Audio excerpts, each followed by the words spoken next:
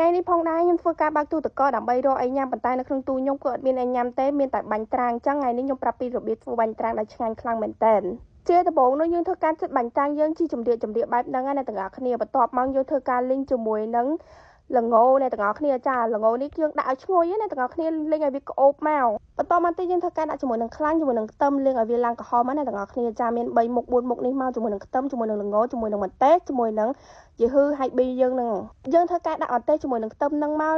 លីងចូលគ្នាមកទាំងអស់គ្នាបន្ទាប់មកយើងធ្វើការយកបាញ់ត្រាំងរបស់យើងនឹងដាក់ជាមួយនឹងម្ទេសដែលយើងលីងហើយមិញហ្នឹងចាច្បល់ចូលគ្នាមកបន្ទាប់ពីយើងបានច្បល់ឲ្យវាចូលសាច់ស្មើគ្នាហើយយើងធ្វើការដាក់ជាមួយនឹងរ៉ូឌីជាមួយនឹងស្ករឲ្យពីរមុខនឹងកត់ទេអ្នកទាំងអស់គ្នាបន្ទាប់ពីយើងដាក់គ្រឿងហើយយើងធ្វើការដាក់ជាមួយនឹងហៃប៊ីជាមួយនឹងល្ងអ្នកទាំងអស់គ្នាអូរូបមន្តនេះគឺឆ្ងាញ់ខ្លាំងមែនតើបងប្អូនយកទៅធ្វើបានណាឆ្ងាញ់ខ្ញុំហ៊ានធានាឲ្យ10លើ10មកបន្ទាប់ពីខ្ញុំបានធ្វើបាញ់ត្រាំងហើយខ្ញុំធ្វើការមកយកចំហួយសម្រាប់រៀងខ្ញុំញ៉ាំទៀតហើយអ្នកទាំងអស់គ្នាដោយសារតែខ្ញុំអត់បានញ៉ាំមកដល់ពេលចឹងទៅខ្ញុំត្រូវការញ៉ាំដើម្បីថែរាងរបស់ខ្ញុំឲ្យនៅតែ slim ស្អាតណាប្រែនោះផងដែរគឺប្រែរង DSL អ្នកទាំងអស់គ្នាខ្ញុំហ៊ានទុកចិត្តលើប្រែរបស់គាត់ដោយសារប្រែរបស់គាត់ញ៉ាំទៅគឺឃើញផលប៉ិតណាហើយបើនិយាយពីតែរបស់គាត់សម្រាប់បងណាដែលគាត់មានជំងឺទឹកនោមផ្អែមគឺអាចពិសាបានចាញ៉ាំទៅគឺអត់ប៉ះពាល់សុខភាពទេចាឆុងជាមួយនឹងទឹកក្តៅញ៉ាំទៅក្តៅអ៊ុនណាដុតជាតិខ្លាញ់បានល្អខ្លាំងមែនតើ